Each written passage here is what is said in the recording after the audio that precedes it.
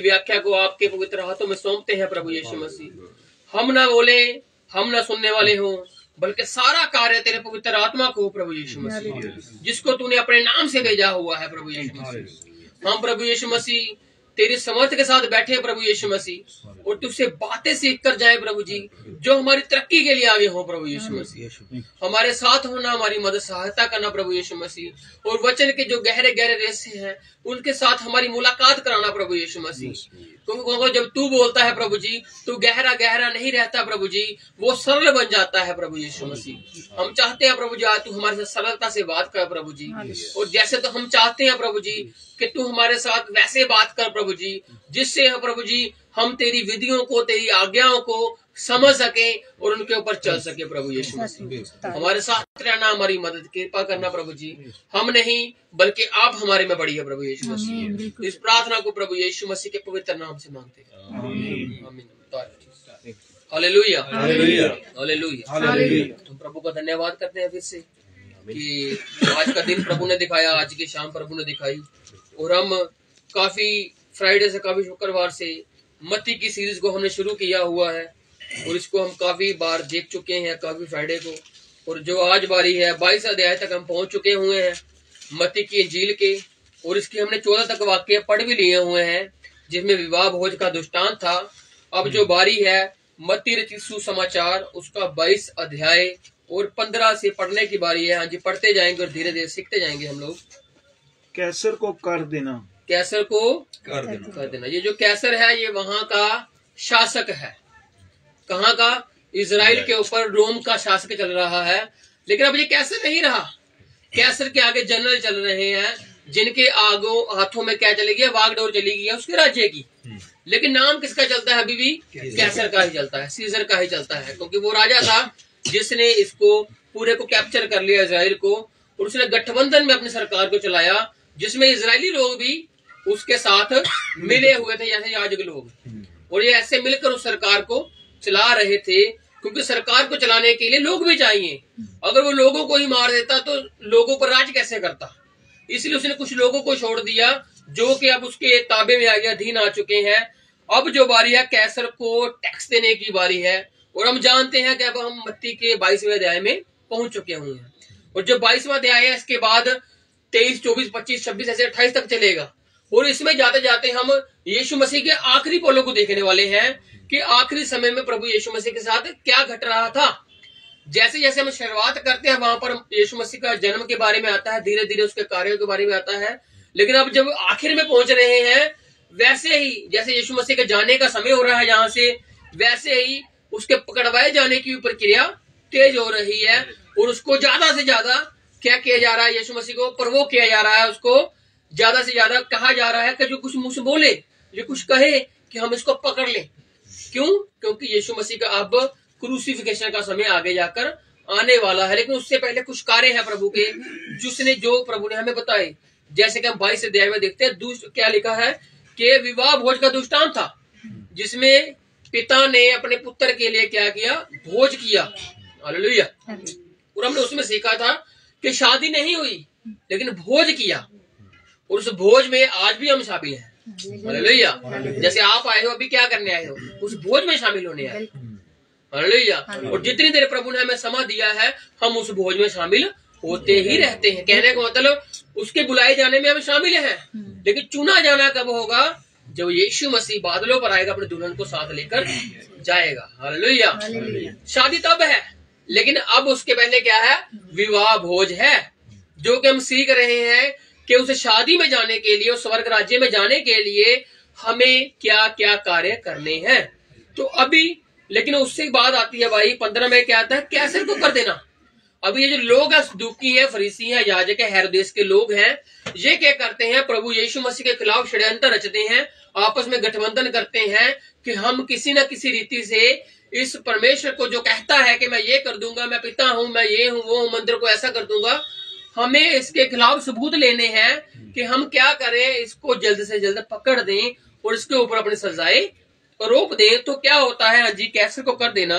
तब फरीसियों ने जाकर आपस में विचार किया। ये जहाँ पर तबके के लोग हैं, फरीसी हैं, इसके बाद सदूकी भी आएंगे, और फरीसियों के साथ हेरोदेस जो राजा है उसके लोग भी जाएंगे, क्योंकि उनको सबूत चाहिए कि कैसे के खिलाफ कुछ बोले। अगर राजा के खिलाफ कुछ बोल दिया तो जल्दी पकड़ने में आसानी होगी। तो इसलिए इन्होंने क्या किया, आपस में बहुत अच्छी बातें करेंगे। जब आगे आगे पढ़ेंगे ना इसको, ये बहुत अच्छी बातें करते हैं, लेकिन अभी इनके मन में क्या विचार है, हम फंसाएं। कैसे फंसाएंगे? हाँ जी। अतः उन्होंने अपने चेलों को हेरोदियों के साथ उसके पास यह कहने को भेजा। फरीसियों ने अपने चेले भेजे और साथ में हेरोदेस राजा के, हेरोदिया के चेले भी साथ में भेजे, उनके सिपाही भेजे। कैसे भेजे? उनका भेष बदल कर। अगर वो सिपाही के रूप में जाएंगे तो सीधी सीधी बात है, लेकिन वो भेष बदल के गए।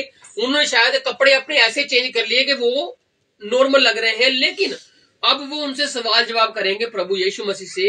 किसके विषय में? टैक्स के विषय में, कैसर के टैक्स के विषय में, कैसर के कर के विषय में। तो उन्होंने हेरोदिया के लोगों को लिया, अपने चेलों को भेजा। हाँ जी। हे गुरु, हम जानते हैं कि तू सच्चा है। लेकिन बात क्या हुई थी ऊपर? फंसाने की। तो समझ रहे हो, कई बार लोग हमें फंसाना चाहते हैं, लेकिन बातें क्या करेंगे, तू बहुत अच्छा है, तेरे जैसा कोई बंदा नहीं है, और हम फुलावड़ में कुछ ऐसी बात कह देते हैं, फिर उसी बात को हमारी चर्चा होती है। जो उसने अच्छी बातें करी, हम उसके साथ वैसे ही बन जाते हैं, और उसके बाद जब वो हमारी बातों को लेता है तो फिर हमारे से बुरा इंसान वो लोगों को बना देता है कि ये बंदा तो ऐसा है, ये बहन तो ऐसी है, ये तो ऐसा है। क्यों? क्योंकि उनमें फूट डालने वाली आत्मा काम कर रही है। लेकिन प्रभु के जो लोग हैं, अगर आपको किसी की कमी घटी मालूम भी लग जाती है, तो प्रभु के लोग उसको जोड़ने का काम करते हैं। हालेलुया। अगर कमी घटी को देखना तो प्रभु हमारे लिए ना आते, लेकिन उसने कमी घटियों को देखा और वो फिर भी आया। हालेलुया। आज भी हम कमी घटियों में फंसे हुए हैं, लेकिन वो फिर भी आता है। वो फिर भी कहता है, डर मत घबरावत, मैं तेरे साथ हूँ। वो हमें फंसाने नहीं आता, वो तो हमें जंजाल से निकालने आता है। हम जिस जंगल में फंस जाते हैं, कई बार हमारी गलतियों की वजह से हम फंस जाते हैं, लेकिन वो फिर भी आता है। किसके लिए? हमें निकालने के लिए। लोग हमें फंसा देते हैं, लोग हमें किसी भी रीति से कुछ कहकर फंसा देते हैं।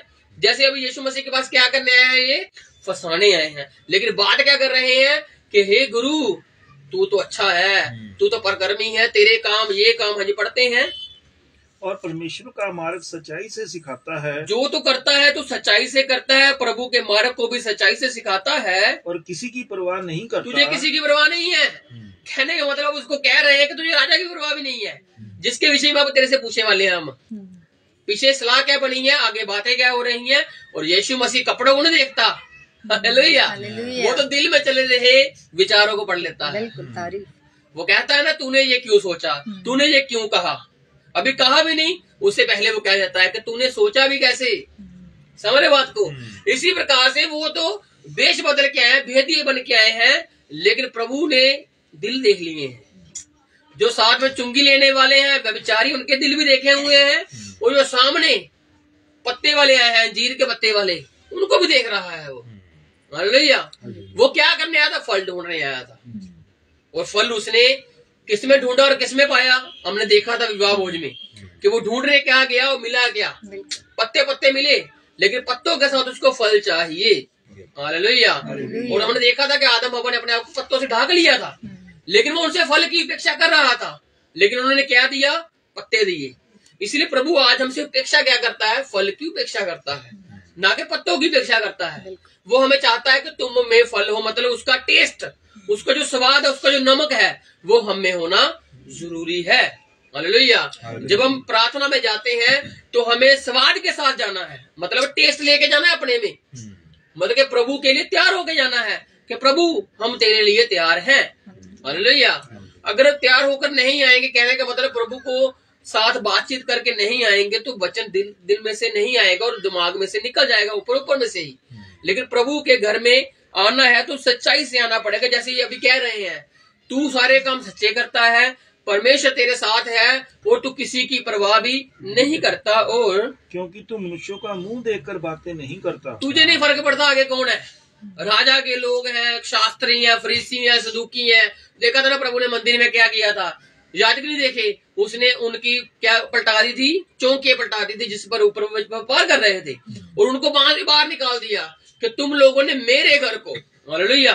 उसने वहां पर बात कही कि तुमने मेरे घर को, उसने वहां पर पिता की बात नहीं की, क्योंकि पिता ने उसको अधिकार दे दिया था कि ये मेरा प्रिय पुत्र है, अब इसकी सुनना।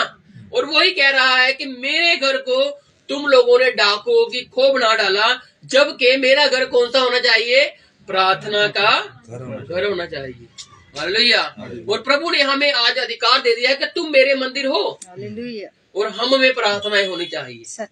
हालेलुया। तो प्रभु ने कहा क्या तुम नहीं जानते कि तुम्हारा शरीर जो है मेरा मंदिर है। अब मंदिर में क्या होना चाहिए? प्रार्थनाएं, संगतियां, लोगों के लिए भलाई, लोगों की। हालेलुया।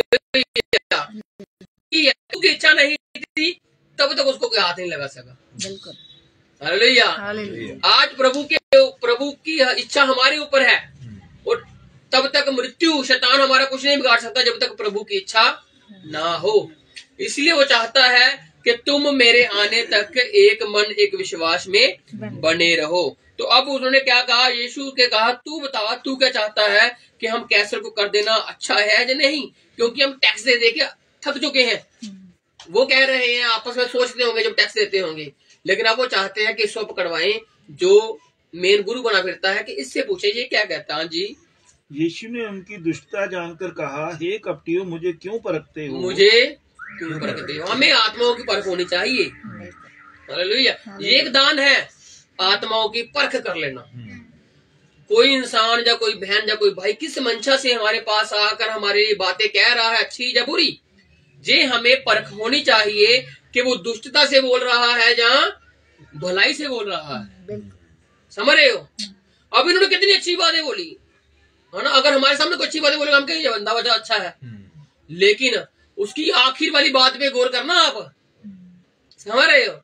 यीशु मसीह ने आखिर वाली बात पे गौर किया कि ये चाहते क्या है।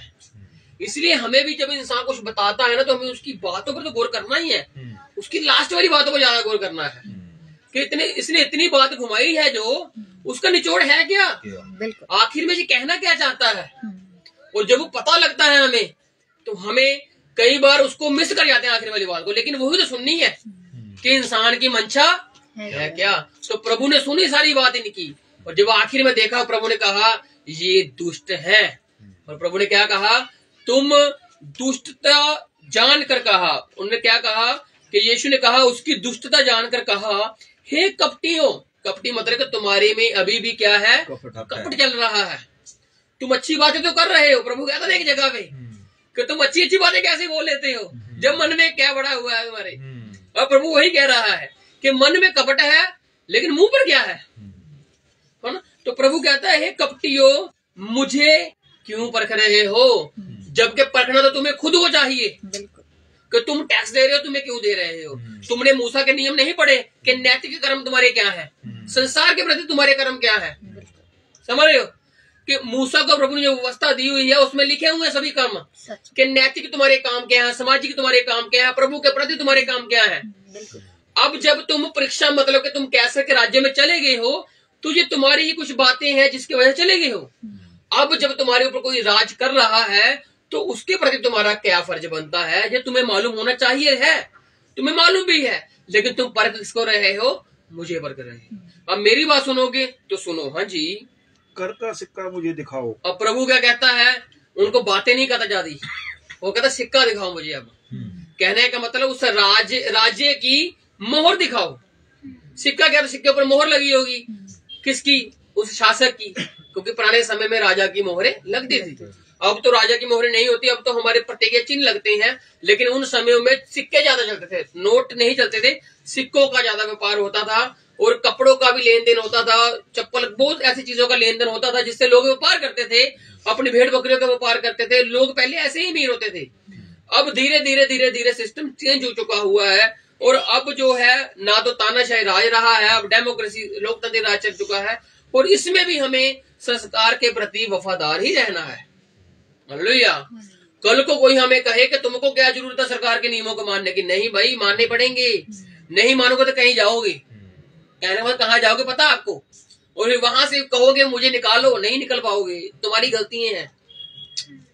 सरकार की बातों को मानना है जो सरकार ने कही है, क्योंकि संसार में रह रहे हैं, और जो संसार का हाकिम है वो उसकी हक की मतलब कि जिसने आगे लोगों को थोपा हुआ है, लोगों को रखा हुआ है सरकार को, और सरकार के जो नुमाइंदे हैं जो बातें बताते हैं इंसान की भलाई के लिए बताते हैं, वो कि तुम भलाई काम करोगे तो भले भले हो जाओगे। उसी प्रकार से प्रभु का कलाम भी हमें यही कहता है। और उसने कहा सिक्का लाओ, सिक्का लाओ, मैं तुम्हें बताता हूँ तुम्हें क्या करना है। हाँ जी।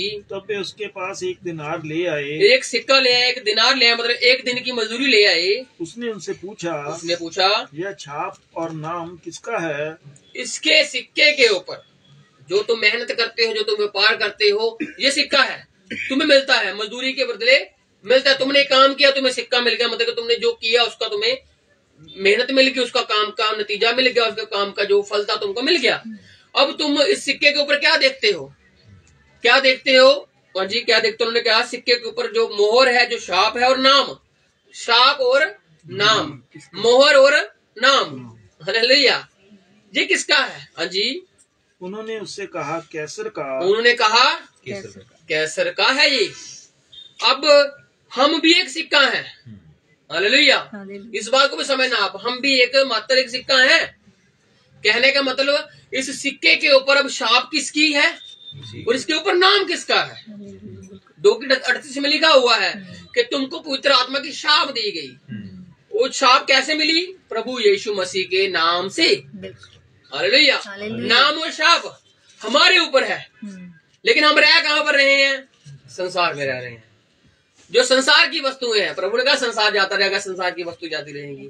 अब जो हमारी जेबों में नोट है, अभी तो है नहीं गए, जब है तो वो सरकार के हैं, वो सरकार को देने पड़ते हैं, लोगों को देने पड़ते हैं, अपनी जेबों में रखने पड़ते हैं। जब कहीं रखते हैं तो कीड़े भी लग जाते हैं, चोर भी चुरा के ले जाता है, पता नहीं क्या क्या होता है ना। लेकिन जो इस दिल के ऊपर शाप लगी है, जो हमारे ऊपर शाप लगी है प्रभु की, वो है असली हमारा जो धन है, जिसको कोई चुरा के लेके जा सकता, और जिसके ऊपर चोर सेंध नहीं लगा सकता, और जिसको कोई काई कीड़ा नहीं लग सकता, क्योंकि हम क्या है? जीवते परमेश्वर के जीवते संतानें हैं। जैसे उसने कहा है अब तो मर चुके, तुम्हारे में मैं जीवित रह रहा हूँ। और इसके रिलेटेड हमें कुछ बातें मिलती हैं, पढ़ेंगे नहीं, आप लोगों ने पढ़ी हुई है, बस उसकी डिस्कशन करेंगे कि एक क्या हुआ। एक सिक्के की बात आई है, और एक सिक्के की बात एक जगह पर और आती है जहां पर एक औरत होती है और उसके 10 सिक्के होते हैं माथे के ऊपर, और उसमें से कौन सा खोता है? एक होता है। आगे जाएंगे हम कि उन्होंने बता दिया अब कि कैसर का नाम है भाई, शाप भी कैसर की है और नाम भी कैसर का है। तो आगे जाके प्रभु हमें मालूम है क्या कहता है, वो पढ़ेंगे भी हम। और एक जो सिक्का है, उस औरत के 10 सिक्के होते हैं माथे के ऊपर, लेकिन एक खो जाता है, और फिर वो क्या करती है? शांत बैठ जाती है? नहीं, वो उस एक सिक्के को ढूंढने जाती है, क्योंकि वो ही एक सिक्का है जिससे उसको इज्जत मिलती है, वो ही एक सिक्का है जिससे उसको समाज में जिसकी उसकी वैल्यू है। नहीं तो उसको एक सिक्के के पीछे जाने की जरूरत नहीं थी।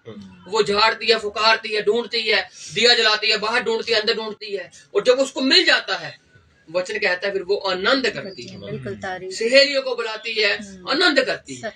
हालेलुया। इसी प्रकार से जैसे प्रभु ने कहा किसी इंसान की 100 भेड़ें हैं, उसमें से भी 99 में से एक खो जाती है। एक है ना, एक सिक्के की बात है, तो एक खो गई, तो प्रभु क्या कहता है? 99 तो मेरे पास ही है, लेकिन वो किसके पास जाता है? फिर वो एक के पास जाता है। हालेलुया। लेकिन अब जो बात है यहाँ पर सिनेरियो चल रहा है वो कैसर का चल रहा है, और उसके साथ कुछ मिलती जुलती बातें हैं वो कि एक की बातें। तो अब यहाँ पर एक सिक्का लिया गया, उसके ऊपर शाप और मोहर का डिस्कस किया गया, नाम का डिस्कस किया गया, और बताया गया कि बताओ ये किसका नाम है, ये किसकी मोहर है। उन्होंने कहा ये भाई कैसर की है, कैसर है। तो वो कुछ सुनना चाहते थे और यीशु मसीह से, लेकिन यीशु मसीह ने कुछ और ही सुना दिया जी। तब उसने उनसे कहा, तब प्रभु ने कहा जो कैसर का है वे कैसर को, जो सिक्का है ना जी, सिक्का दिखा रहा है प्रभु, ये जो कैसर का है ये कैसर को दे दो, और साथ में मंदिर भी है। हालेलुया। साथ में मंदिर भी है, मंदिर की प्रार्थनाएं भी है, मंदिर के याजक लोग भी हैं, और प्रभु देखो हमेशा पॉइंट आउट करता है, जो चीजें होती है प्रभु उनको बताता है, कहता है ये देखो सिक्का, और ये कैसर का है तो फिर उसको दो भाई, सरकार का है, सरकार की चीज है, सरकार को देनी पड़ेगी। कितनी देर दबा के रख लोगे? सरकारी चीज है ना। अगर लेन देन करना है तो पैसे बरतने पड़ेंगे, अगर कुछ काम करना है तो उस चीज को जूझ में लाना पड़ेगा, उसको रख कर आप काम में नहीं कस कर सकते, है ना। तो कैसर का कैसर को दीजिए और और जो परमेश्वर का है वह परमेश्वर को दो। अब ये शरीर की बात है हमारे, जो परमेश्वर का है वो परमेश्वर को दो। हालेलुया। ये शरीर प्रभु का है, हम इसके ऊपर मल नहीं मार के बैठ सकते, हम इसके ऊपर अपना अधिकार जमा कर नहीं बैठ सकते कि ये हमारा नहीं, ये हमारा रहा ही नहीं। क्योंकि प्रभु ने रोमियो 6:3 में कह दिया कि जिन लोगों ने मेरे नाम में बपतिस्मा ले लिया, मोहर ले ली, नाम ले लिया, अब वो जीवित नहीं रहते, उनमें मैं जीवित रहता हूँ। हालेलुया। और मूसा ने प्रभु के आगे आर्गुमेंट की थी, प्रभु मैं नहीं बोल सकता। प्रभु ने कहा तेरे अंगों को मैंने ही बनाया है, समझ रहे हो। अब हमारे अंगों को प्रभु ने ही बनाया है। जैसे सिक्के को उसे कैसर ने बनाया ना, उसने मोहर लगाई, उसने नाम लिखा, उसको बहुत अच्छे तरीके से तराशा होगा कि ये मेरा सिक्का जाएगा तो लोगों में पता लगेगा कि मेरा नाम कुछ है। वैसे ही प्रभु ने आपको खूबसूरत बनाया है। जब आप लोगों में जाते हो तो पता लगे कि आप परमेश्वर के लोग हो। हालेलुया। जैसे सिक्के की बहुतायत है ना, वैसे आपकी बहुतायत होनी चाहिए। जैसे सिक्के की वैल्यू है ना, वैसे आपकी उससे ज्यादा वैल्यू होनी चाहिए। क्योंकि जो कैसर का है सिक्का वो कैसर को दो, और जो प्रभु का है परमेश्वर का है वो परमेश्वर को दो। और प्रभु कहता है जीवते बलिदान लेकर आओ मेरे पास। कहने का मतलब जब चर्च में, जब कलीसिया में आए हैं तो काम में लाइए अपने अंगों को, होठों को, सिर को, टांगों को, हाथों को, हर एक आपकी चीज की मूवमेंट होनी चाहिए। क्योंकि ये सारी मूवमेंट जो दी है प्रभु ने ही दी है। आप खुद मूवमेंट नहीं कर सकते जब तक प्रभु आपसे मूवमेंट ना करवाए। आप ताली नहीं बजा सकते, आप गीत नहीं गा सकते अपनी मर्जी से। प्रभु का प्रभु को दीजिए। आप हिम्मत करोगे तो वो हिम्मत में और हिम्मत डालेगा। आप वो कहता है ना कालेब कि 45 की बात करता है वो जब 85 का वो फिर बात करता है। कहने का मतलब वो कहता है कि मेरे में उससे ज्यादा मसा, ज्यादा ताकत आज भी है, मैं लड़ लूंगा जाकर। हालेलुया। जैसे प्रभु ने हमें शुरुआत में बुलाया था, हमें अंत तक वैसे ही बने रहना है। उसके प्रेम जैसे हमारे में स्टार्टिंग में था, वैसे अंत तक हमें प्रेम को उसको परमेश्वर का है। जैसे वो सिक्का, जैसे हमारी जेबों में नोट सरकार के हम इसको यूज करते हैं ना, ज्यादा दबा के नहीं सकते हम लोग, इसको यूज में लाना ही पड़ता है, कभी ना कभी डेली लाना पड़ता है। क्योंकि उससे क्या चलता है, हमारी जीवन शैली चलती है। उसी प्रकार से हमारा शरीर है, इसको अगर प्रभु में कार्य में नहीं लाएंगे तो हमारी जीवन शैली रुक सकती है, हमारे रास्तों में बाधाएं आ सकती हैं। इसीलिए प्रभु ने कहा निरंतर प्रार्थना करते रहो। हालेलुया। रुकना नहीं, रुका। प्रार्थना कैसे? धन्यवाद करना प्रभु का, धन्यवाद निरंतर निरंतर निरंतर। किसी भी चीज में धन्यवाद करो प्रभु। कुछ भी दिया प्रभु ने धन्यवाद करो, कुछ नहीं दिया प्रभु को धन्यवाद करो, धन्यवाद करते रहो। हालेलुया। क्योंकि जो परमेश्वर का है वो परमेश्वर को देना पड़ेगा। आप नहीं दोगे तो लास्ट में पछतावा होगा। फिर जब कहोगे प्रभु प्रभु बहुत कहा था हमने, फिर प्रभु कहेगा कि तुमने मेरे नाम की बड़ाई तो की ही नहीं। समझ रहे हो? इसलिए आज बड़ाई करेंगे क्योंकि आज भोज चल रहा है, और इस भोज में क्या खाना बंट रहा है, क्योंकि खाना बहुत तैयार किया प्रभु ने। प्रभु कहता ना जाओ मैंने खाना तैयार किया हुआ है। जब लोग आते कहता फिर जाओ, खाना बहुत है। उसके राज्य में खाने की कमी है नहीं, मतलब वचन की कमी है नहीं। वो आपके ऊपर डिपेंड है, आपने वचन लेना है। हालेलुया। इसलिए उसने कहा जो कैसर का है कैसर को दीजिए, जो परमेश्वर का है वो परमेश्वर को दीजिए। यह सुनकर उन्होंने अचंभा किया और उसे छोड़कर चले गए। कोई बात ही नहीं मिली। समझ रहे हो? अगर आप इसको उस देह को परमेश्वर के आगे यूज करोगे, उसके आगे लेकर आओगे, तो लोगों को कोई बात नहीं मिलने वाली आप में। समझ रहे हो? बात कम मिलेगी जब हम इसको उपयोग में नहीं लाते, जब इसको हम काम में प्रभु के नहीं लाते, तब बातें निकलती हैं। इसलिए अगर बातें नहीं होंगी, क्यों नहीं होगी? जब प्रभु का कार्य हम में बढ़ता ही बढ़ता ही बढ़ता ही जाएगा। तो इसलिए उसने कहा कि जो परमेश्वर का परमेश्वर को दीजिए। तो उसके बाद क्या हुआ, ये सुनकर वह क्या हो गए, हैरान हो गए। अचंभा किया उन्होंने कि हमने क्या कहा और इसने क्या कहा। हालेलुया।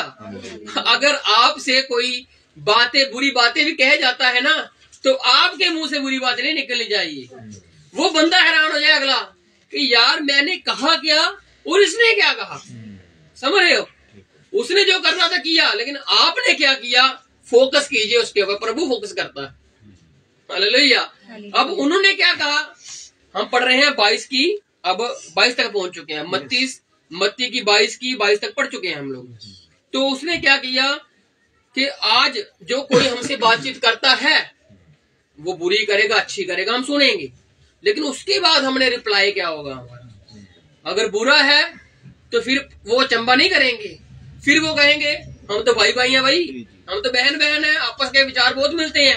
कई बार कहते हैं ना बंदे, यार तेरी कुंडली तो मेरा ही मिलती है ना, कहते हैं ना कई बार कि तू मेरे जैसा ही है। क्यों? क्योंकि बातें मिल रही हैं। अगर वो बुरी कर रहे हैं, हम भी बुरी कर रहे हैं तो मिल रही है। अगर वो अच्छी कर रहे हैं, हम अच्छी कर रहे हैं तो मिल रही है। हालेलुया। अब फरीसियों ने क्या की, उन लोगों ने क्या की, बुरी बातें कही अच्छे, लेकिन प्रभु ने समझ लिया कि तुम दुष्ट हो, तुम ये बातें क्यों कर रहे हो, कपटी हो तुम लोग, तुम्हारे दिलों में कुछ और चल रहा है। और प्रभु की बातें सुनकर उन्होंने चंबा किया, हम क्या सोच के आए और हमें मिला क्या। हालेलुया। इसीलिए लोगों से अच्छी बातें कीजिए कि आपके साथ बुरा बंदा भी आपके बुरा होकर भी आपकी अच्छी संगति में अच्छा हो जाए। हालेलुया। इसीलिए प्रभु उस पौधे को काटता नहीं है जो बढ़ रहे हैं साथ में। पढ़ा था ना हमने, अच्छा और बुरा जिसको वैरी बीज गया था आगे, प्रभु कहता बढ़ने दो, बुरे बदल जाएंगे। हालेलुया। उसने कहा मैं जहाँ बीजता भी नहीं वहां से मैं काटता हूँ। वो बीजा नहीं है उसने, लेकिन काटेगा, वो अच्छा बनाकर काटेगा। हालेलुया। इसलिए आपका अच्छा वतीरा दूसरे के लिए एक रोशनी की किरण बन सकता है और उसका जीवन बदल सकता है आपके जीवन बदलने से। हालेलुया। अब प्रभु को वो क्या करने आए थे, प्रभु ने क्या करके भेज दिया। अब चंबा किया, और चंबा तो वो वैसे भी करते थे क्योंकि नई नई बातें उनको सीखने की मिलती थी। जो व्यवस्था में लिखी थी प्रभु उनको उनकी व्याख्या बता रहा है। हालेलुया। वो पढ़ते थे लेकिन समझते नहीं थे। अब प्रभु उनको समझाने के लिए आया तो वो फिर भी नहीं समझते। क्यों? क्योंकि वो किसी लोगों के चेले हैं, वो चेले टूट जाते हैं उनके। फिर वो चाहते थे परमेश्वर के पास जाए लेकिन जा नहीं पा रहे थे। एक बंधन में बंधे हुए थे वो, लेकिन प्रभु ने बंधन ही तोड़ डाले कि मैंने तुम्हारे लिए सीमाओं को तोड़ डाला है, अब मैं तुम्हारे पास आ चुका हूँ और फैसला हमारा है प्रभु के पास जाने का। हालेलुया। अगर परवाह करोगे संसार की तो संसार नहीं आने देगा, अगर परवाह करोगे परिवार की तो परिवार नहीं आने देगा। आपका डिसीजन, आपका जीवन आपने बदलना है, आपने प्रभु के पास जाना है या नहीं जाना, ये आपका ही फैसला है। लेकिन आपको भी प्रभु के लिए आगे आना पड़ेगा, क्योंकि परमेश्वर कहता है परमेश्वर का परमेश्वर को दो। तो उसने क्या कहा, चंबा किया और उसे छोड़कर चल दिए। और पुनरुत्थान और विवाह, पुनरुत्थान और विवाह, ये भी बहुत अच्छी बात सीखने वाली है। हालेलुया। इसमें देखना जो सवाल पूछ रहे हैं ना वो चीज को मानते नहीं है। इस बात को समझना धीरे धीरे। फरीसी विश्वास करते हैं पुनरुत्थान में, और जो निकोदेमस था वो फरीसी था, जो संत पुलूस था वो भी फरीसी था। हालेलुया। लेकिन सदूकियों को कोई जिक्र नहीं आया कि प्रभु को कोई चेला हो और वो सदूकी हो, क्योंकि पुनरुत्थान पर विश्वास ही नहीं करते वो। और प्रभु का असली वचन क्या था, जी उठने के ऊपर। वो खुद जी उठा और वो कहता तुम मेरे में मर जाओगे मैं तुमको जी उठाऊंगा। वो इस चीज को मानते ही नहीं है। अगर कोई इंसान किसी चीज को मानता नहीं है तो उसके ऊपर पत्थर के ऊपर लकीर है कि मैं नहीं जाऊंगा भाई। जिसने बुराई करनी है वो कहेगा वो बुराई से हट नहीं सकता, जितना मर्जी वो गहरे से गहरा प्रचार हो जाए वो कहेगा भाई मैं नहीं सुनने वाला। ऐसी बातें हैं। कलीसिया में सभी लोग बचने वाले नहीं है। कलीसिया में चंद लोग हैं जो प्रभु उनको लेकर जाएगा। हर किसी को नहीं लेके जाएगा, हर किसी को वो लेके तब जाएगा जब सबका एक मन में आ जाएंगे। हालेलुया। इसलिए एक मन में आना हमारा जरूरी है, एक विश्वास के ऊपर हमारा आना जरूरी है, एक प्रभु के बपतिस्मे के ऊपर आना हमारा जरूरी है, एक डिसीजन के ऊपर आना हमारा जरूरी है। हालेलुया। तो अब जो पुनरुत्थान और विवाह है इसका देखना कौन प्रश्न पूछ रहे हैं जी। उसी दिन सदूकी जो कहते हैं कि मरे हुओं का पुनरुत्थान है ही नहीं, ये कहते हैं भाई, ये कहते हैं, प्रचार भी करते हैं कि मरे हुओं का पुनरुत्थान है नहीं, लेकिन सवाल क्या है, जी उठने के ऊपर ही है। हाँ जी आगे। उनके पास आए और उससे पूछा, प्रभु के पास आए और पूछा, हे गुरु, मूसा ने कहा था कि यदि कोई पुरुष बिना संतान मर जाए, हाँ जी, तो उसका भाई उसकी पत्नी से विवाह करके अपने भाई के लिए वंश उत्पन्न करे। बात किसकी है? सदूकियों की। लेके किसकी है? मूसा की व्यवस्था, क्योंकि ये मूसा की व्यवस्था को मानने वाले हैं। ये एक व्यवस्था में बंधे हुए लोग जरूर हैं, लेकिन उससे बाहर नहीं जाना चाहते। समझ रहे हो? अब जब सामरियों के पास प्रभु यीशु मसीह जाता है, क्या बात करते? ख्रिस्ट आएगा, पास ही भेजा गया हूँ। वो फिर सामरियों के पास क्यों गया? वो कोई लिंक था उसका, कोई टूटी हुई कड़ी थी, वहां पर जोड़ने गया वो। हालेलुया। क्यों? किसको जोड़ने गया? यूसुफ को लेने आया। यूसुफ की हड्डी है वहां पर है, किसमें? सामरियों के शमरोन के इलाके में। जो पुराने समय की बात है ना, सिर्फ जो बाकी जितने भी इजराइली थे, चाहे अब्राहम था, चाहे सारा थी, इसहाक, इस्माइल, जो बाकी लोग थे, उनकी सारी हड्डी कहाँ जाती है? इस्माइल का नहीं पता, बाकी काफी लोगों की हड्डी कहाँ जाती थी? अब्राहम के द्वारा ली हुई जमीन के ऊपर जाती थी, जो उसने खरीदी थी। लेकिन जब यकूब वादा करता है यूसुफ से, क्योंकि हम सामरियों की बात पर वापस आएंगे, है ना, जब वो वादा करता है किससे? यूसुफ से, कि मैं तेरे लिए मैंने एक अलग भूमि खरीदी हुई है शकेम की जगह। शकेम में वो रहता है जहां पर इनको लड़कर निकलना पड़ता है, लेकिन इसके पास उसके कागजात थे, इसकी प्रॉपर्टी के जो कागज है इसके पास थे। इसीलिए तो जब कितने साल बीत जाते हैं, 400 साल बीत जाते हैं, और मूसा को बात ये पता थी कि यूसुफ की हड्डियों को कहाँ लेके जाना है। बिल्कुल। हालेलुया। इतने सालों के बाद वो जगह इनकी कैसे बोल पड़ी? क्योंकि उनके पास कागज थे, और जब वो कागज दिखाए गए तो लोगों ने उनकी जगह छोड़ दिया और वहां पर उसकी हड्डियों को दफनाया गया, क्योंकि उस सामरियों की जगह पर लिखा हुआ है कि वो यूसुफ की जमीन है। यूसुफ की जमीन कैसे हुई? यूसुफ जीवते जी तो कभी वहां पर गया नहीं, मरने के बाद उसकी हड्डियां वहां पर आई, और वहां पर फिर रहेगा कौन? उसका वंशी तो रहेगा। और उसके वंश में कौन थे? 2 लोग थे, एफ्राइम और मनशे, है ना, एफ्राइम और मनशे। वो इनको नकार दिया गया, इनको साइड में कर दिया गया, क्योंकि जब यकूब ने कहा ना कि तू बड़ा और छोटा होगा, इन दोनों में से कहा गया, दोनों के ऊपर हाथ चलेगी ना, कि मनशे और एफ्राइम के ऊपर जब हाथ जाते हैं तो कहता है तू एफ्राइम तू बड़ा होगा। एफ्राइम कितना बड़ा होगा? जबकि एफ्राइम छोटा था, उसको बड़ा कर दिया। उसी वजह से इजरायलियों ने यूसुफ के वंश के साथ वितकरे करने शुरू कर दिए कि एफ्राइम को हम कुछ नहीं मानते, हमारे लिए रूबेन जेठा है, जो निकला है वंश से वही निकलेगा, एफ्राइम हम नहीं मानते। कुछ समय के लिए माना गया, लेकिन उसके बाद उसको छोड़ दिया गया। अब वही एफ्राइम अलग बैठा हुआ है, एक साइड पर बैठा हुआ है, मनशे एक साइड पर बैठा हुआ है। अब उस मनशे से, उस एफ्राइम से सुलह करने के लिए, उससे मिलने के लिए प्रभु जा रहे हैं। यहाँ पर क्या बात है कि उन्होंने कहा पुनरुत्थान और जी उठना, मूसा की बातों में लिखा हुआ है। अब वो जो एफ्राइम के लोग हैं वो भी एक दायरे में बंधे हुए हैं, वो सिर्फ क्या कहते हैं कि मूसा ही है हमारे लिए, क्योंकि उनको नकार दिया गया। जो उसके आगे वंश थे ना, उनको नकार दिया गया, हम आपको नहीं एक्सेप्ट करते। तो उनके पास जितना था, जो 5 किताबें थी मूसा की, वहीं तक सहमत रहे वो। तो उनको सब मालूम है कि ख्रिस्ट आएगा, मूसा के जैसा हमारे बीच में भाई खड़ा होगा, ये उनको बातें मालूम है। लेकिन वो चूक किससे रहे थे? मसीह से। लेकिन मसीह वहां पर खुद गया, किसके पास? सामरी औरत के पास। कहां पर? कुएं के ऊपर। क्या करने के लिए? जल के लिए। जल से बातचीत होती है और आखिर में बातचीत हो जाती है ख्रिस्ट के ऊपर, अपने आप के ऊपर मसीह बात ले आता है, क्योंकि मूसा की व्यवस्था थी उनके पास, लेकिन उनका वितकरा, वो कहती है ना सामरी स्त्री कि हमारा और आपका लेना देना है ही नहीं। क्यों? क्योंकि वो हमें कुछ नहीं समझते, जबकि हम हैं उनमें से, लेकिन हमें कुछ समझा नहीं जाता। तो प्रभु ने कहा वो तो मैं तुमसे समझाने आया हूँ। हालेलुया। क्योंकि उसने कहा जब तक मैं जीवित हूँ तब तक मैं गैर कौमों के पास नहीं जा सकता।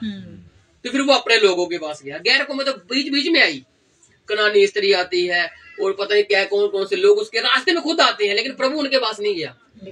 प्रभु कब गया? क्रूसिफिकेशन के बाद। जब वो जी उठा तब वो गया, जब उसको नकार दिया गया तब वो गया, क्योंकि वो फल ढूंढ रहा था अभी भी इजराइल में ही कि उसको फल मिले, और नहीं मिला। पत्ते मिले, पत्ते मिले।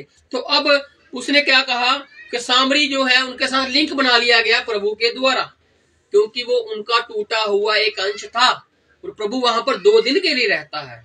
हालेलुया। और वहां पर 2 दिन रहकर प्रचार चलता है, प्रभु के नाम की घोषणा होती है कि ये मसीह ख्रिस्ट जो है ये आ चुका है। और वहां पर 6 पतियों की बात चलती है, 5 पति की बात चलती है, उस पर कहते हैं छठा जो तेरा है वो तेरा नहीं है, जो तेरे पास अभी खड़ा है, जिसको तू अभी एक्सेप्ट करेगी वो तेरा असली पति है। हालेलुया। जैसे हमारे लिए जितने मर्जी हम विवाह कर ले, या 1 करे या 2 करे या करे ही नहीं, हमारे लिए हमारा क्या है? विछोड़ा ही रहेगा। लेकिन जब हमारी मंगनी पलूस ने एक के साथ करा दी तो हमारा एक रिलेशन बन गया, किसके साथ? प्रभु के साथ, जो कि पाक और पवित्र रिश्ता है। और देखना इस बात में क्या बातचीत चलती है। अब देखना आगे आगे क्या बात चलती है। उसने कहा, मूसा ने कहा था कि यदि कोई बिना संतान मर जाए तो उसका भाई जो है, भाई मर गया तो उसकी पत्नी जो है वो अगले भाई के साथ शादी कर दी जाए। अब ये सिनेरियो आ गया, ये सीन चल गया है। आगे चलते हैं जी। और अब हमारे यहाँ 7 भाई थे। अब वो क्या कहते हैं कि मूसा ने ऐसा ऐसा कहा था। अब बात चली गई है हमारे ऊपर, हमारे 7 भाई थे, लेकिन देखो ये विश्वास नहीं करते जी उठने के ऊपर, लेकिन इनका सवाल जी उठने के ऊपर ही है। कहने का मतलब इनको खुद को नहीं मालूम ये होगा क्या, क्योंकि जी उठने को तो मानते ही नहीं है जी। बिल्कुल ये मानते हैं जी उठना है नहीं। तो अब इनके पास प्रश्न है कि हमारे यहाँ पर ये बात हो गई, 7 भाई थे और 7 भाइयों में से ये चीज चली, एक के साथ ब्याही गई, दूसरे के साथ ब्याही गई, ऐसे ऐसे करते करते 7 के साथ ब्याही गई, लेकिन संतान किसी से नहीं हुई। अब वो निरसंतान मर गए। हाँ जी, पढ़ते हैं आगे। पहला विवाह करके मर गया। हाँ जी। और संतान ना होने के कारण अपनी पत्नी को अपने भाई के लिए छोड़ गया। अब मूसा की व्यवस्था के हिसाब से वो जो पत्नी है उसके भाई की है। जैसे कि यहूदा भी इस चीज को करता है, अपने बेटों के साथ अपनी उससे बहू को ब्याहता है ना। वो चीज चलती है कि किसी न किसी उसकी संतान हो और उसके भाई की संतान चले। तो हाँ जी आगे, उसने कहा पहले के साथ हुई लेकिन संतान नहीं, उसने उसके भाई के लिए छोड़ दिया। इसी प्रकार दूसरे और तीसरे ने भी किया। इसी प्रकार से ऐसा हुआ और 7 तक यही हुआ। 7 तक यही होता रहा, लेकिन संतान नहीं हुई और पत्नी जिंदा थी और पति मर गए। उसके बाद पत्नी भी मर गई बिना संतान के, क्योंकि उसका भाई नहीं है। और उसके बाद ये नहीं बताएगी किसके साथ शादी की जाएगी, भाइयों के बीच में लिखा है बस। अब जब ये चीज हो गई, भाइयों के साथ बच्चा नहीं हुआ, तो उसके बाद वो पत्नी भी मर जाती है, वो औरत भी मर गई। सबके बाद वह स्त्री भी मर गई। स्त्री भी मर गई। अतः जी उठने पर वह ना उन 7 में से किसकी पत्नी होगी। जी उठने पर, जबकि जो जी उठने को मानते नहीं है। लिखा ना पहले के जो सदूकी लोग हैं जो के पुनरुत्थान में विश्वास नहीं करते, जी उठने में विश्वास नहीं करते। अब इन्होंने कहा जब जी उठना होगा, क्योंकि लोग दूसरे लोग तो मानते हैं ना, जैसे हम मसीह को मानते हैं और दूसरे लोगों की काफी कहानियां हैं। कहीं ना कहीं हम उन कहानी को भी देखते हैं कि ये अटैच ऐसी होती है, ये अटैच ऐसी होती है। मानते नहीं है लेकिन बातों को सुनते हैं। उसी प्रकार से फरीसियों की बातों को सुनते हैं कि जी उठना है, जी उठने के वक्त ये होगा, मुर्दे जी उठेंगे, ये होगा वो होगा, ये बात सब मानते हैं। लेकिन इन्होंने कहा कि अब तू हमें बता कि मूसा की व्यवस्था तो ऐसे पूरी नहीं हुई। तू मूसा की व्यवस्था की बातों करता है, तू पिता की बातें करता है, तू यहोवा की बातें करता है, तू ऐसे ऐसे पुराने नियम के रेफरेंस लेता है, कितने लोग बताता है हमें। अब तू ये बता कि अब ये बात होगी ऐसे। मूसा ने कहा, अब मूसा की बातों को कैसे डाल सकते हैं, मूसा उनके लिए क्या छोटा खुदा है ना, प्रभु ने खुद ठहराया। अब मूसा जो इतना बड़ा नबी है, वहां पर इतनी लोगों को लेकर आया, उनके लिए वो मसीहा है। अब उसने जो बात कह दी है, अब उससे हम कैसे बदल सकते हैं। लिखती बात पर, रिटर्न में है ना, रिटर्न में वो रिटर्न में मानते हैं, लेकिन हम रिटर्न से भी आगे मानते हैं। मतलब कि प्रभु की आत्मा के ऊपर विश्वास करते हैं हम लोग। हालेलुया। क्योंकि जो लिखते हैं वो मारते हैं, लेकिन जो आत्मा है वो जीवन देता है। जब हमारा जी उठना होगा तो जो लिखतों से नहीं होगा, प्रभु के पवित्र आत्मा से होगा। जो जो लिखते हैं जो जीवन बदल जाएंगी। समझ रहे हो, ये जो लिखते हैं ना जो हमारे अंदर है, यही हमें पवित्र आत्मा में जीवन में बदल डालेंगी। हालेलुया। अभी इसको प्रभु क्या कर रहा है, लिख रहा है हमारे दिल में, लिख रहा है, लिख रहा है, लिख रहा है। एक दिन ये जीवन बन जाएंगी, किसके लिए, प्रभु के लिए, और हम उसके साथ बादलों पर मिल जाएंगे। लेकिन अभी ये कार्यशील है और काम कर रही हैं। अगर बातें होंगी प्रभु की तो आपको कोई गिरा नहीं सकता है, प्रभु आपको हर बार उठाकर खड़ा कर देगा। तो उन्होंने कहा 7 के 7 मर गए, पत्नी मर गई। अब जब पुनरुत्थान होगा, जी उठना होगा, तो ये 7 में से किसकी पत्नी कहलाएगी, क्योंकि बच्चा कोई नहीं हुआ। अगर बच्चा होता तो निर्णय आ जाता कि ये इसकी पत्नी है। समझ रहे, 7 में से अगर दूसरे तीसरे किसी की भी बच्चा हो जाता तो वहां पर बात स्टॉप हो जाती। लेकिन बात स्टॉप नहीं हुई, बात उनके लिए प्रश्न बन के रह गई, एक सवाल बन के रह गई कि अब वो किसकी पत्नी होगी और उसका कौन पति होगा, क्योंकि संतान नहीं किसी से। लेकिन प्रभु क्या कहता है, क्योंकि वह सबकी पत्नी हो चुकी थी। पत्नी सबकी हो चुकी है, संतान किसी से नहीं हुई। तो अब पुनरुत्थान के वक्त, जी उठने के वक्त किसकी पत्नी होगी, उनके लिए ये सवाल है। जी उठने का सवाल तो है ही। अब उन्होंने फरीसियों के लिए भी सवाल रखे हुए हैं कि हम फरीसियों से पूछेंगे तुम जी उठने पर विश्वास करते हो, हाँ करते हैं। तो अब ये बताओ कि ऐसा हो गया मूसा के हिसाब से, अब तुम बताओ। वो नहीं दे पा रहे थे जवाब। बिल्कुल समझ रहे हो, वो जवाब नहीं दे पा रहे थे, क्योंकि उसके पास जवाब है ही नहीं। उनके पास भी लिखते ही है, बिल्कुल उनके पास भी लिखते ही है, और लिखतों से ही जवाब दे सकते थे। लेकिन जो असली लिखतों का जीवन था वो प्रभु ने बताया। अब उनको विश्वास तो है नहीं जी उठने के ऊपर, लेकिन सवाल है जी उठने के ऊपर। अब जी उठने के बाद के ऊपर भी सवाल है उनका कि फिर वो पत्नी किसकी होगी। उनको सिर्फ यही पता है कि जी उठना नहीं है, लेकिन जी उठेंगे तो फिर शादियां होंगी, विवाह होंगे, तो फिर वो किसकी पत्नी कहलाएगी? हाँ जी, यीशु ने उन्हें उत्तर दिया, तुम पवित्र शास्त्र और परमेश्वर की सामर्थ को नहीं जानते। तुम ना तो पवित्र शास्त्र को जानते हो और ना ही परमेश्वर की सामर्थ को। हालेलुया। ये दो बातें हैं। पवित्र शास्त्र मतलब जो व्यवस्था है, तुम पढ़ते रहते हो, लेकिन तुम उसको जानते नहीं। जानते का मतलब कि तुम्हारे सामने यहोवा साक्षात खड़ा, तुम जान ही नहीं रहे। कहने का मतलब जो प्रभु कह रहा है उसकी बातों पर विश्वास नहीं कर रहे, तो तुम पवित्र शास्त्र को नहीं जानते। और दूसरी बात क्या है? परमेश्वर की समर्थ। हालेलुया। अब इसके समर्थ पर विश्वास देखना क्या होता है। हम यहाँ पर क्या है, हमारे रिश्ते हैं, भाई का, बहन का, माता पिता का और बाप बेटे का, या क्या सा भी रिश्ते हैं ना, कितने रिश्ते हैं हमारे यहाँ पर। ये हमारी समर्थ है जो हमने यहाँ पर आके की है समर्थ, इंसानों की समर्थ। लेकिन परमेश्वर की समर्थ कुछ और है।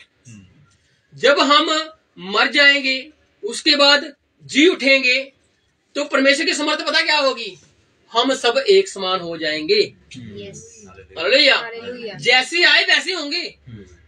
जैसे मतलब कि प्रभु में थे हम पहले, उसकी सोचों में, उसके विचारों में, उसके आने से पहले थे हम, वैसे ही बन जाएंगे, क्योंकि ये परमेश्वर की समर्थ है। सुदुकी नहीं समझ पा रहे, वो समझ पा रहे हैं कि मूसा ने कहा, मूसा ने ये कर दिया, वो कर दिया, अब ये पत्नी किसकी होगी, विवाह किसका होगा, सातों में से कौन उसका हकदार होगा। लेकिन प्रभु कह रहा है तुम तो पवित्र शास्त्र को भी नहीं जानते और परमेश्वर की समर्थ दूर ही रही। अगर तुम्हें पवित्र शास्त्र पता होता ना कि वो यहोवा यरी है, वो यहोवा शालोम है, वो यहोवा एबनेजर है, अगर उसने अब्राहम के लिए वहां पर मेमना हाजिर कर दिया, वो परमेश्वर की समर्थ दी। अब जब जी उठेगा तो क्या वहां पर भी शादियां रहेंगी? क्या वहां पर भी रिश्ते रहेंगे? क्या वहां पर भी, क्योंकि ये जो चीजें हैं, शादी का मतलब है क्या?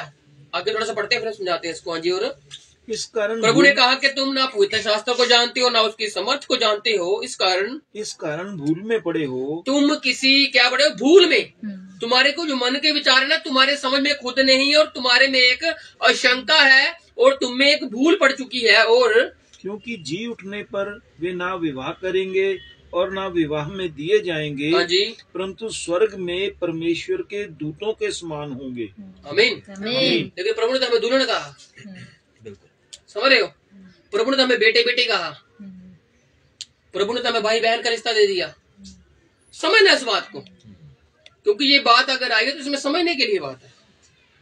अब क्या कहा प्रभु ने कि तुम भूल में पड़े हो, क्योंकि जी उठने के बाद, अभी हम जी नहीं उठे लेकिन हमारे रिश्ते हैं। अभी हम जी नहीं उठे इसलिए प्रभु से भी हमारे रिश्ते हैं। समझ रहे हो? हम जी नहीं उठे लेकिन उससे पहले रिश्ते हैं प्रभु के साथ हमारे, क्योंकि शरीर में है। तो अगर हमें भाई की दिक्कत होती है तो भाई बन के आता है, अगर बहन की दिक्कत तो वो हमें आसरा देता है, अगर माता पिता की तो वैसे बन के आता है।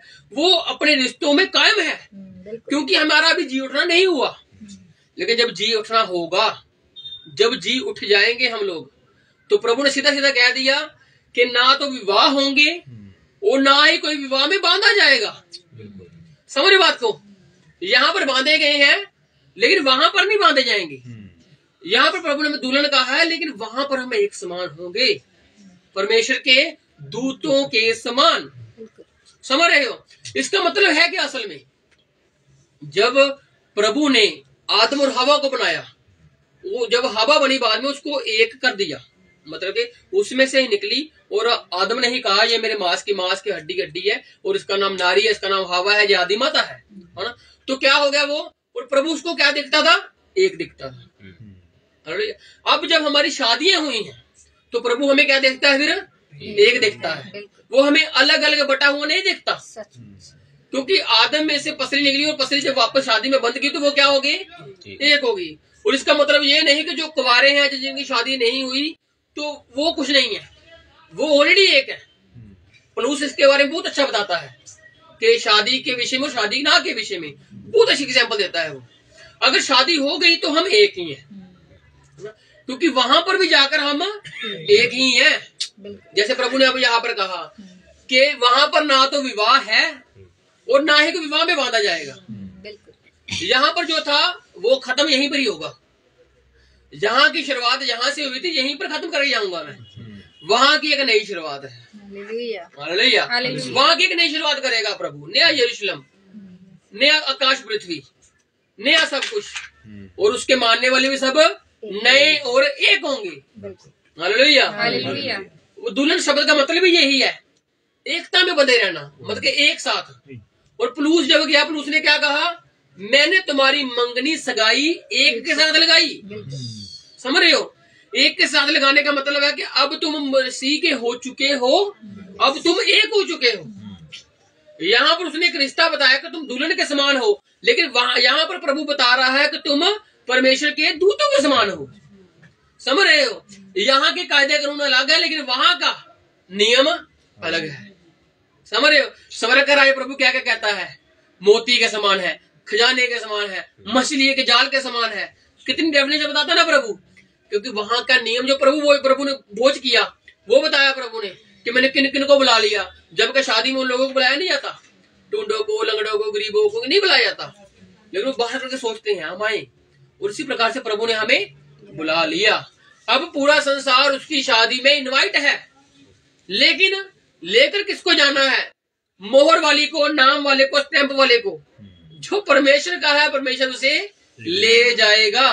हालेलुया। और जो केसर का है, मतलब जो संसार का है, वो संसार में रह जाएगा। इसलिए प्रभु कहता है कि तुम्हारे दिल के ऊपर मेरा नाम होना जरूरी है, छाप होनी जरूरी है। छाप को टोकन कह लो, चिन्ह कह लो, जो प्रभु देखना चाहता है आप में। फल कह लो, नमक कह लो, कुछ भी कह लो, लेकिन प्रभु उसको चीज को आप में देखना। प्रभु आपको ज्योति कहता है, मैं वैसे जाने वाला है। वहां पर सिर्फ प्रभु होगा और परमेश्वर की स्तुति होगी। हालेलुया। जो हम यहाँ पर कर रहे हैं वही वहां पर करेंगे। अगर हम यहाँ पर स्तुति नहीं कर रहे तो हम संसार का संसार को दे रहे हैं।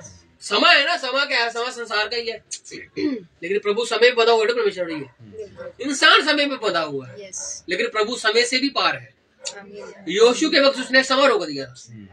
हालेलुया। रोका था ना समय, योशु का तो मैं जंग लड़नी है, समय रोक दे, मैं जीत कर आना है मैंने तेरे नाम से। और वो जीतता है, समय रुक जाता है, क्योंकि प्रभु कुछ भी कर सकता है। हालेलुया। तो इसी प्रकार से शादियां ना बांधा जाएगा ना होगी, और जी उठने के बाद हम परमेश्वर की उस समानता में ही वापस लौट जाएंगे, जिस सोचो विचारों से प्रभु में से हम एक समय में निकले थे। वो प्रभु हमें उसी चीज में वापस ले जाएगा। अभी तैयारी चल रही है उसके एक समानता में, एक जीवन में। हाँ जी। परंतु मरे हुओं के जी उठने के विषय में क्या तुमने यह वचन नहीं पढ़ा? हाँ जी। जो परमेश्वर ने तुमसे कहा। अब प्रभु उनसे एक बात कह रहा है कि तुमने क्या नहीं पढ़ा, परंतु मरे हुए के जी उठने के विषय में। अब पढ़ा हुआ है उन्होंने। हालेलुया। क्या कैसे पढ़ा हुआ है? जब अब्राहम, इसहाक, याकूब का नाम लेते हैं, आगे यही बात आएगी। जब हम अब्राहम, इसहाक, याकूब का नाम लेते हैं, क्यों लेते हैं भाई? वो क्योंकि परमेश्वर ने जीवित किया है उनको, और वो जीवते हैं परमेश्वर में। हालेलुया। और प्रभु कहते तुम बात करते हो अब्राहम, इसहाक, याकूब की, समझ रहे हो? सदूकी चाहे फरीसी हो, चाहे किसी भी तबके के लोग क्यों ना हो, वो बात करते थे वहां पर। अब्राहम है इनका पुरखा, इसहाक है इनका पुरखा, क्योंकि अब्राहम में से ही निकले हैं सभी ये जाति कौम में ना। क्योंकि प्रभु ने वादा किया था अब्राहम के साथ कि तुझ में से ही जातियां उत्पन्न होंगी, और जो उनमें से जाति निकली थी। और ये बात तो करते हैं जी उठने के विषय में या मरने के विषय में बातें करते हैं, लेकिन प्रभु ने कहा कि तुम मरे हुए के जी उठने के विषय में क्या तुमने नहीं पढ़ा कि हाँ जी, मैं अब्राहम का परमेश्वर और इसहाक का परमेश्वर और याकूब का परमेश्वर हूँ। मैं। हालेलुया। प्रभु ने अपनी बात की, मैं जो जीवित हूँ, मैं अब्राहम का, याकूब का, इसहाक का, इन तीनों का परमेश्वर मैं हूँ। क्योंकि ये वचन लिखा हुआ है, अब्राहम, इसहाक, याकूब का खुदा। और जब मूसा से बात होती है प्रभु की, तो वहां पर कहा जाता है, मूसा कहता है मैं वहां पर क्या कहूंगा? प्रभु से कहता है मैं जो हूँ सो हूँ। फिर वो कहता है मैं क्या कहूंगा? प्रभु कहता है उनसे कहना कि तुम्हारे पुरखाओं का पिता कौन? पुरखाओं का परमेश्वर कौन? अब्राहम, इसहाक, याकूब का खुदा बोल देना उनको। वो समझ जाएंगे कि हमारा, क्योंकि उनकी तरफ उनका ध्यान है कि वो किसी न किसी रीति से उनको मानते हैं आज भी। तो इसलिए प्रभु ने कहा तुमने कभी नहीं पढ़ा कि वो अब्राहम, इसहाक, याकूब का नाम क्यों लेते थे? क्योंकि वो जी उठने का अगर है ही नहीं प्रोसेसर, समझ रहे हो, तो फिर तुमको उसको जी उठा रहे हो, फिर समझ रहे हो। अगर तुम अब्राहम, इसहाक, याकूब का नाम लेते थे सदूकी, और सदूकियों का मुंह बंद कर दिया था यहाँ पे प्रभु ने। जब इसको आगे वाले को पढ़ेंगे, अब नहीं पढ़ेंगे हम, लेकिन 34 को, तो उससे पहले क्या होता है, जब फरीसी को मालूम होता है कि सदूकियों का मुंह बंद हो गया। क्यों? क्योंकि प्रभु ने उनकी बात का ही उनके ऊपर जवाब दे दिया कि तुम अब्राहम इसहाक याकूब का नाम लेते हो, तुम तो मरे हुए को नाम ले रहे हो। कैसे ले रहे हो? जी उठने के विषय में। अगर तुम उनको जी उठना मानते हो तभी नाम ले रहे हो। जब तुमको क्या जरूरत है उसका नाम लेने की? फरीसी लेंगे भाई, क्योंकि वो जी उठने का मानते हैं। तुम नहीं ले सकते क्योंकि तुम पढ़ते हो लेकिन मानते नहीं हो। परमेश्वर की समझ को तुम जानते नहीं हो। हालेलुया। इसलिए आज इंसान फंसा हुआ है अपने ही विचारों में। लेकिन आज हमें पवित्र शास्त्र की समझ लेनी है प्रभु से, और परमेश्वर की समझ को जानना है प्रभु के वसीले से कि प्रभु क्या कर सकता है। हालेलुया। कि परमेश्वर की समर्थ क्या है कि इंसान औरत मर्द मर के जाएगा यहाँ पर, लेकिन वहां पर वो एक होगा। हालेलुया। ये परमेश्वर की समर्थ है। लेकिन पवित्र शास्त्र की समझ क्या है? आदम हवा। समझ रहे हो? ये पवित्र शास्त्र है, लेकिन प्रभु की समर्थ बदल देना। कायनात को बदल दिया प्रभु ने। हालेलुया। वो कह चंद्रमा सूर्य नहीं होगा मेरे राज्य में, मेरा ही उजाला होगा। प्रभु की समर्थ, परमेश्वर की समर्थ। हालेलुया। इसलिए परमेश्वर की समझ समझनी है हमने कि परमेश्वर कर क्या सकता है। हम जो सोच नहीं सकते वो कर सकता है। इसलिए कभी नेगेटिव बातें बोलनी बंद कर दो, ना वाचक बातें बोलनी बंद कर दो। अगर नहीं भी हो सकती फिर भी कहो प्रभु करेगा। हालेलुया। तो प्रभु कर सकता है भाई, प्रभु कर सकता है बहन। हम नहीं कर सकते लेकिन प्रभु कर सकता है। अगर हमारी बातों में हाँ होगी तो हो जाएगा। हालेलुया। तो उन्होंने कहा कि तुमने पढ़ा है कि अब्राहम इसहाक याकूब का परमेश्वर हूँ मैं, और मैं मरे हुओं का नहीं। वह मरे हुओं का नहीं परंतु जीतों का परमेश्वर है। हालेलुया। कहते हैं अब्राहम इसहाक याकूब, तुम कहते हो और तुम मानते नहीं जी उठने के ऊपर।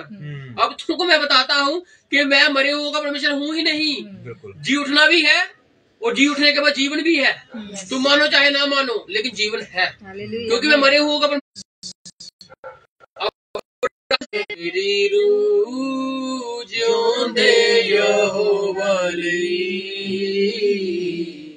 प्यासी है, प्यासी है। मेरी रूह जिਉਂਦੇ यहोवा ਲਈ प्यासी है, प्यासी है।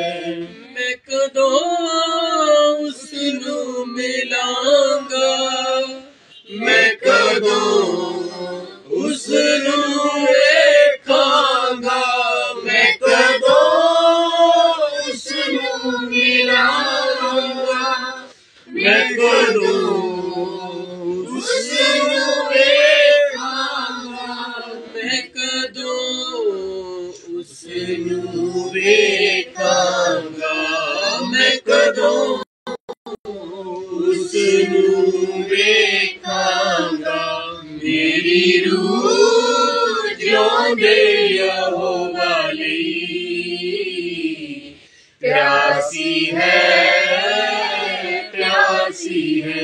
मेरी रूह जिਉਂਦੇ यहोवा ਲਈ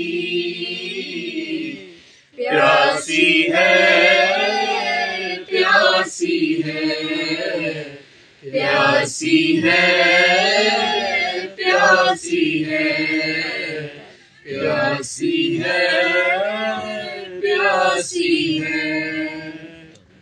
हम आंखों को बंद रखेंगे और स्वर्गीय प्रार्थना बाजी जी से करेंगे।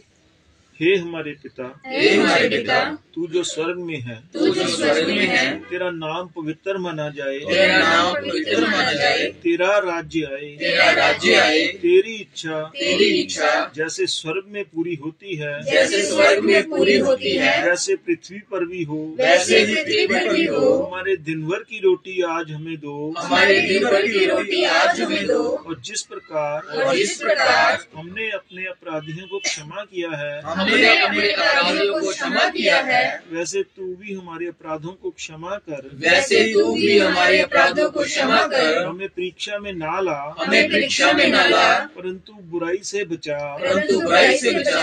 क्योंकि राज्य, पराक्रम और महिमा सदा तेरे हैं, सदा तेरे ही है। आमीन। आमीन। बंद के लास्ट कलमा भाई आज के पढ़ते हैं हम। ਹੁਣ ਸਾਡੇ ਪਿਤਾ ਪਰਮੇਸ਼ਰ ਪ੍ਰਭੂ ਯਿਸੂ ਮਸੀਹ ਦਾ ਪਿਆਰ ਤੇ ਇਸ ਦਾ ਸੰਗਤ ਵਾਲਾ ਹੱਥ ਹੁਣ ਤੋਂ ਲੈ ਕੇ ਹਮੇਸ਼ਾ ਤੱਕ ਸਾਡੇ ਸਾਰਿਆਂ ਤੇ ਬਣਿਆ ਰਹੇ।